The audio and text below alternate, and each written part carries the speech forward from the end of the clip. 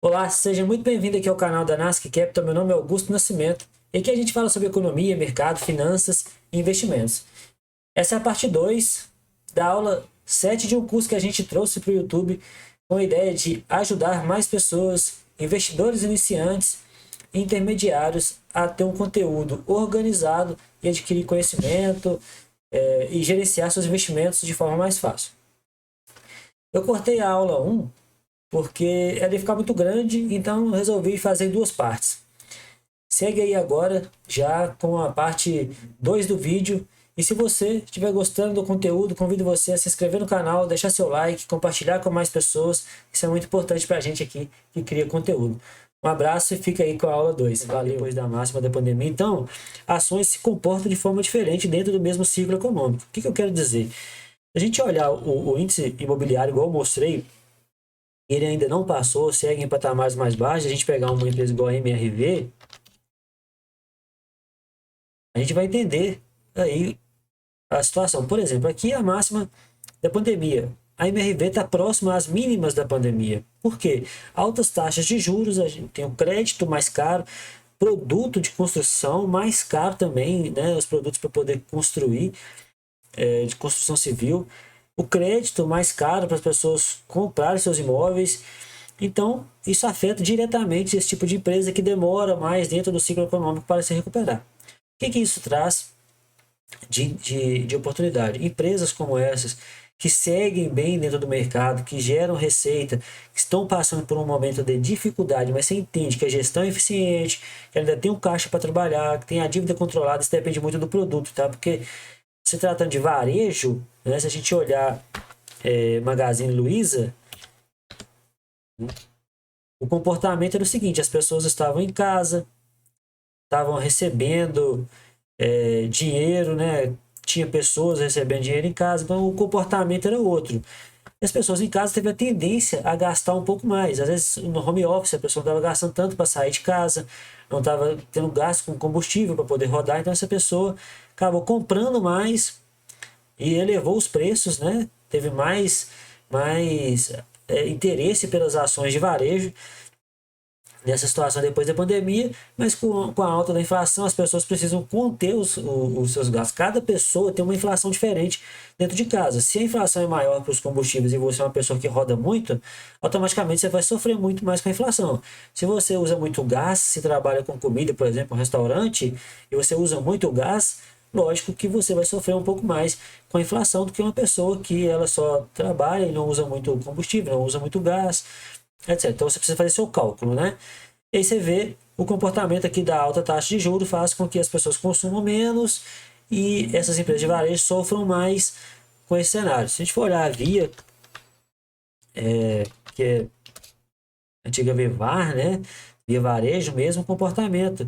Conseguiu passar o topo da pandemia, teve padrões super baixos aqui de preço e hoje já perdeu esse fundo e segue em queda. É também por conta desse cenário, as empresas deixam de gerar receita, talvez o seu custo operacional fica muito mais caro, ela começa a operar no vermelho e se não tiver muita estrutura para conseguir, realmente passa por dificuldade. A gente for olhar uma loja Renner, por exemplo, que é de vestuário, topo da pandemia, a empresa segue com dificuldades também. Lojas Marisa, por exemplo, vamos ver Lojas Marisa também, que é varejo. Lojas Marisa não conseguiu chegar à máxima de pandemia e continua aí em queda. Isso é varejo, vai sofrer um pouco mais mesmo. Se a gente for olhar Petrobras já mostra um comportamento totalmente diferente. Antes, né, da pandemia, teve a sua queda e agora nas máximas da empresa. Além disso tudo, essas empresas que geram mais caixa, geraram mais receita, teve grandes lucros, elas distribuem mais dividendo, que foi o caso de quem comprou. Nesse sentido aqui, de baixa, Petrobras, Vale, Braskem conseguiram receber aí grandes dividendos, né? E são janelas de oportunidades diferentes. Será que o varejo agora é uma janela de oportunidade? Você precisa entender isso dentro do seu perfil de investidor, igual a gente já conversou antes, aqui dentro do curso mesmo. Vamos ver aqui a Petrobras, por exemplo, a sua distribuição de dividendos.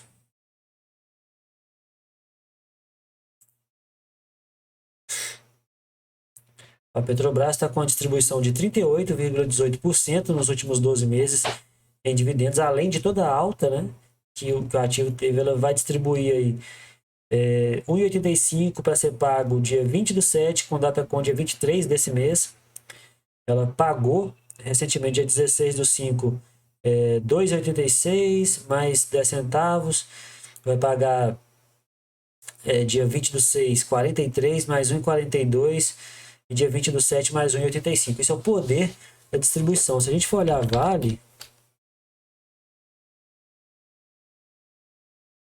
Vale 3, e ver aqui a sua distribuição de dividendos, ela pagou R$14 de dividendos nos últimos 12 meses. Então, dentro do ciclo econômico, dá para filtrar, né, muitas ações, muitas empresas que se comportam de forma diferente. Então, é para comprar ações de varejo só porque viu que está abaixo agora? Não, mas é para estudar um pouco mais a empresa, ver o que ela está fazendo para poder se segurar durante esse momento de altas taxas de juros, onde provavelmente vendas pode ser que estejam caindo dentro de suas lojas, né? Então, é para ter mais cuidado. Agora, se tratando de fundos imobiliários, a gente tem uma outra relação, porque o fundo imobiliário ainda não passou, né, o IFIX ainda não passou das suas máximas, mas alguns fundos específicos já passaram sim. Então vamos olhar aqui, eu estava até olhando o HGLG11, que é um fundo de logística, que é um fundo imobiliário que paga 9,06% em dividendos. Aí vem a questão, se a inflação está acima de 12%, que somando a inflação de abril já passa de 12%, então é interessante comprar um fundo imobiliário desse? Isso pode ser uma janela de oportunidade, sim, de você comprar ativos, que o preço dele aqui é R$162, mas ele pode estar ainda de forma mais barata, e você conseguir receber dividendos, porque as taxas de juros ali, a inflação não fica alta assim, o governo toma medidas para poder controlar essa inflação. Eu já mostrei aqui nos vídeos também como que a gente consulta as expectativas de fechamento das taxas. Então, vamos ver aqui, por exemplo, os indexadores de contratos do fundo de logística. Então, aqui a gente tem o IGPM, que é o Índice Geral de Preços de Mercado, e o IPCA, que é o Índice de Preços ao Consumidor Amplo. Olha só para você ver. Se o indexador dos contratos de aluguéis desse fundo é o IPCA, isso significa que ele está arrecadando junto à inflação, né? que ele está alinhado com o mercado. E isso mostra que é um fundo que tem força, continua distribuindo. E aqui a gente tem alguns indicadores, que, por exemplo, desses imóveis aqui, que é o HGLG Vinhedo, por exemplo, a vacância é zero, a inadimplência é zero. Aqui no condomínio SJC, a vacância é de 38%, a inadimplência é zero. O que é a vacância? Se você tem lá um prédio, por exemplo, com 10 apartamentos, e você tem 8 apartamentos alugados, significa que você tem 20% de vacância, ou seja, de espaço vazio. E são empreendimentos muito grandes. E quando você compra cotas de fundos imobiliários, aí que está a grande questão. Quando você compra essas cotas, você passa a ser sócio desses grandes empreendimentos. Você passa a receber os aluguéis desses empreendimentos. Por lei, os fundos imobiliários são obrigados a distribuir lá 95% da sua geração de caixa. Eles têm que distribuir de 6 em 6 meses. Mas todos os fundos distribuem mensalmente. Então, você tem a capacidade de receber aluguéis de fundos imobiliários, de grandes empreendimentos, mensalmente isentos de imposto de renda, investido nesse tipo de ativo. É incrível. E você consegue entender como que ele está se comportando dentro do ciclo, claro, fazendo as suas análises aí junto. Principalmente, vamos ver aqui a última distribuição, 1,10. Vai ser distribuído dia 14 do mês que vem, de 14/6, esse mês de maio também foi distribuído 1,10. Olha o potencial desse fundo. Então vamos olhar aqui um fundo que é um fundo, um FOF, para quem acha que só tem fundos imobiliários muito caro, né?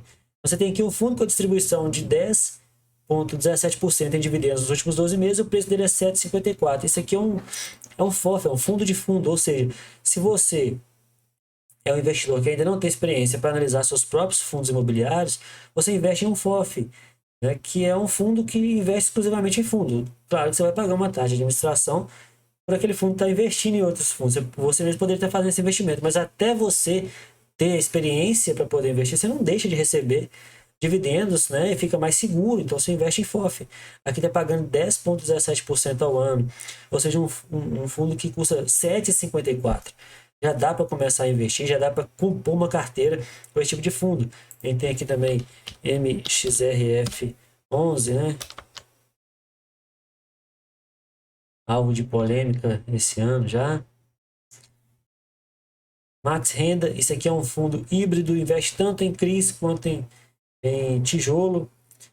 10,7% de distribuição, custando 9,74. Vou mostrar outro fundo para vocês aqui, que é o Recre 11, um fundo com uma distribuição muito forte de crédito de recebíveis imobiliários, que é os fundos de papéis, 14,43% de distribuição de dividendo.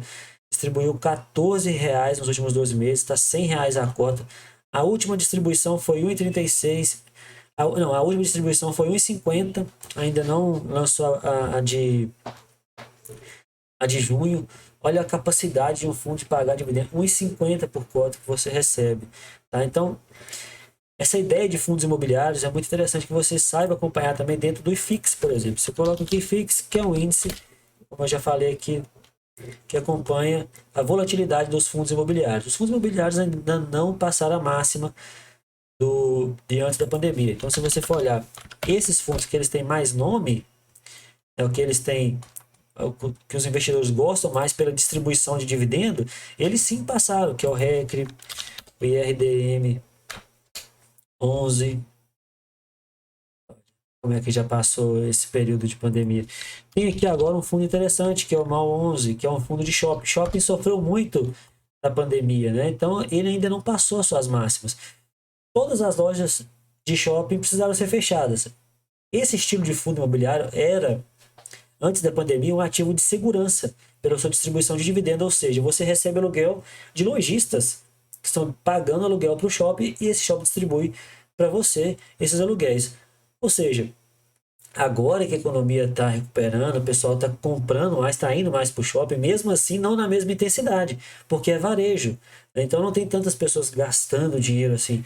Essa é uma das ideias que as pessoas pensam, além da renda fixa estar pagando muito.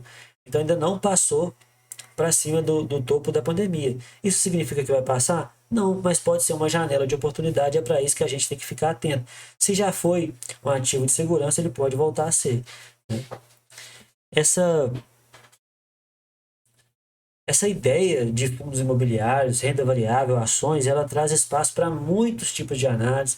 Tem uma grande e larga ideia que a gente pode usar para poder estar usando aí na nossa composição de portfólio, de diversificação. Quis trazer uma ideia aqui ampla, básica, mas que com um pouco de pesquisa ali, entendendo um pouco, tá? Tem aqui embaixo, já disse no vídeo, vou falar de novo, aqui embaixo tem material, e-book gratuito para poder baixar, que tem tudo isso aqui de forma organizada também, conteúdo denso e organizado para que facilite aí a sua forma de poder realizar seus investimentos, tá bom? Então essa é uma ideia que a gente queria trazer, janelas de oportunidade e diferença de setores dentro do ciclo econômico.